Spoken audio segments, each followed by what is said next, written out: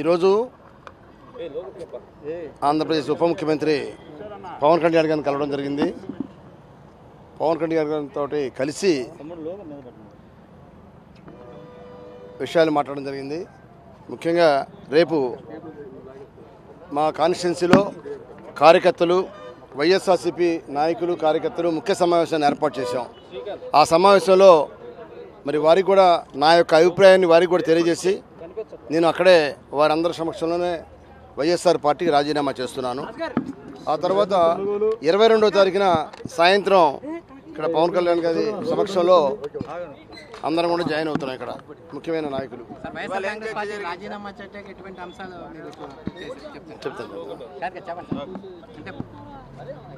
ముఖ్యంగా నేను వైఎస్ఆర్ పార్టీ ఆవిర్భవించిన తర్వాత రాజశేఖర రెడ్డి గారిని చూసి, రాజశేఖర రెడ్డి గారి కుమారుడిగా జగన్మోహన్ రెడ్డి గారు ఇబ్బందుల్లో ఉన్నాడు.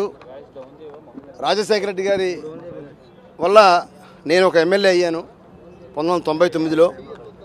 ఆయన రాజకీయంగా నాకు అనేక రకాలుగా నాకు అవకాశాలు కల్పించారు. ఆయన పిసిసి అధ్యక్షుడిగా ఉన్నప్పుడు నన్ను పిసిసి కార్యదర్శిగా చేశారు. యువజన కాంగ్రెస్లో పనిచేసినప్పుడు కూడా నాకు అనేక సార్లుగా నాకు ప్రోత్సాహాన్ని ఇచ్చారు. ఆ తర్వాత 99లో మొదటిసారిగా నాకు మా జిల్లాలో ముఖ్యమైన నాయకులు ఇవ్వద్దన్నా కూడా టికెట్ని నాకు ఆయన తప్పకుండా గెలుస్తాడు ఉదయభాన్ అని చెప్పి ధైర్యంగా నాకు ఆయన టికెట్ ఇచ్చాడు. మరి మొదటిసారి గెలిచిన తర్వాత ఎప్పుడు కూడా కాంగ్రెస్ పార్టీని, రాజశేఖర్ గారికి అండగా ఉన్నాను నేను. ఆ తర్వాత వారు చనిపోయిన తర్వాత మరి వారి కుమారుడు జగన్మోహన్ రెడ్డి గారు పార్టీ పెట్టగానే 2011లో పార్టీ పెట్టగానే మరి ఈ రోజు వరకు అంటే సుమారుగా 12 సంవత్సరాల పాటు వైఎస్ఆర్ పార్టీకి అన్ని రకాల సేవలు అందించాను. జిల్లా అధ్యక్షుడిగా పనిచేశాను. మరి 3 సార్లు ఎమ్మెల్యేగా చేసినప్పుడు కూడా మరి ఆయన యొక్క అవకాశాలు వచ్చినప్పుడు కూడా అవకాశాలను నాకు రాజకీయంగా మరి నాకు ఎటువంటి అవకాశాన్ని ఇవ్వలేకపోవటం వల్ల కానీ, అలానే 5 సంవత్సరాలు ముఖ్యమంత్రిగా ఉన్నప్పుడు కూడా అనేక రకాల మా నియోజకవర్గ సంబంధించిన అభివృద్ధి కార్యక్రమాలకి మరి ప్రోత్సాహాన్ని ఇవ్వమంటే దానికి కూడా ఆయన సరిగా స్పందించకపోవటం, అనేక రకాలుగా ప్రజలకి నేను ఇచ్చిన వాగ్దానాల్ని నెరవేర్చాలని చెప్పి అనేక రకాలుగా నేను ప్రయత్నం చేశాను. ప్రభుత్వంలో అధికారం ఉండగా జగన్మోహన్ రెడ్డి గారు ఎప్పుడు కూడా మరి వాటి మీద దృష్టి పెట్టలేదు. అనేక రకాల అపరిష్కృతంగా ఉన్న పనుల గురించి కూడా అడిగాను.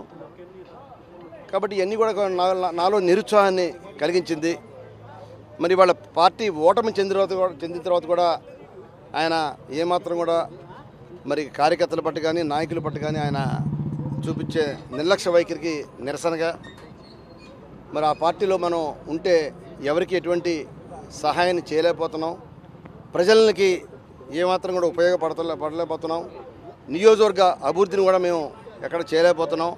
కాబట్టి ఇవన్నీ కూడా దృష్టిలో పెట్టుకొని మరి మా కార్యకర్తలు కూడా తెలియజేసి, నా యొక్క అభిప్రాయాన్ని కూడా వారికి కూడా తెలియజేసి మరి నేను రేపు రాజీనామా ఇచ్చిన తర్వాత 22వ తారీఖున జనసేన పార్టీలో చేరడానికి నిర్ణయించుకున్నాను. హామీలు అంటూ మేము ప్రత్యేకంగా అడగలేదండి. పార్టీలో వైఎస్ఆర్సీపీ నుంచి రాజీనామా చేద్దాం అనుకున్నాను. రాజీనామా చేసిన తర్వాత మరి మొట్టమొదటి కూడా నేను కాంగ్రెస్ పార్టీ, వైఎస్ఆర్ పార్టీ అంటే కాంగ్రెసే వైఎస్ఆర్ పార్టీ ఆ రోజు ఈ స్టేట్లో ఉంది కాబట్టి మరి వైఎస్ఆర్ పార్టీలోకి వచ్చిన తర్వాత మొదటిసారిగా నేను పార్టీకి రాజీనామా చేస్తున్నాను. మరి తప్పకుండా రేపు పార్టీ కార్యకర్తలకి, నా యొక్క శ్రేయోభిలాషికి, అభిమానులకి, సానుభూతి పట్ల అందరూ కూడా అభిప్రాయాన్ని తెలియజేసి నాతో పాటు ప్రయాణం చేసే వారిని కూడా మరి జనసేన పార్టీ రమ్మని కూడా నేను ఆహ్వానిస్తాను. తప్పకుండా మరి జనసేన పార్టీని రాష్ట్రంలో బలోపేతం చేయడం కోసం నా వంతు నేను తప్పకుండా కృషి చేస్తానని చెప్పి తెలియజేస్తాను. ఈ 3 నెలల కాలంలో జగన్ మిమ్మల్ని పిలిచి మాట్లాడడం కానీ ఏమైనా చేశారు? అసలు ఓటమి తర్వాత మాట్లాడడం జరిగింది. ఏదైనా సరే నాకు అంతగా వారి యొక్క పద్ధతులు, వారి యొక్క అభిప్రాయాలు, వారికి సంబంధించిన విషయాల్లో నాకు నచ్చలేదు. కాబట్టి నేను పార్టీని పెడుతున్నాను. జగ్గేపేటలో శ్రీరామ్ తాతయ్య గారు టీడీపీ గెలిచి ఉన్నారు. ఎలా కలిసి పని చేయబోతున్నారు? కూటమిలో ఉన్నారు కాబట్టి తప్పకుండా కూటమి ఏదైతే కూటమి ఆశయాలతోటి పార్టీ నిర్మించారో ఆ కూటమి ఆశయాలకు తగ్గట్టుగానే నేను కూడా వ్యవహరిస్తాను. ఎక్కడ ఎవరికి ఎటువంటి ఇబ్బంది లేకుండా, ఎటువంటి వివాదం రాకుండా, కాంట్రవర్సీ రాకుండా తప్పకుండా నేను మొట్టమొదటి కూడా ఎక్కడ కాంట్రవర్సీ లేకుండా ప్రజాశ్రేయస్సే నా యొక్క ముఖ్య ధ్యేయంగా పనిచేస్తూ ఉన్నాను. అదేవిధంగా పనిచేస్తాను తప్పకుండా. కూటమి యొక్క అది ఎవరి అభిప్రాయం వారిదమ్మా. ఉమ్మడి కృష్ణా జిల్లా సంబంధించి మీతో పాటు ఇంకెవరు లేదు, నాతో పాటు మన బాలినేని మాజీ మంత్రి బాలినేని గారు కూడా వస్తున్నట్టు తెలిసింది. అది నేను ఇంకా తెలుసుకోలేదు. లేదు, ఇక్కడే పార్టీ కార్యాలయంలోనే అవన్నీ తర్వాత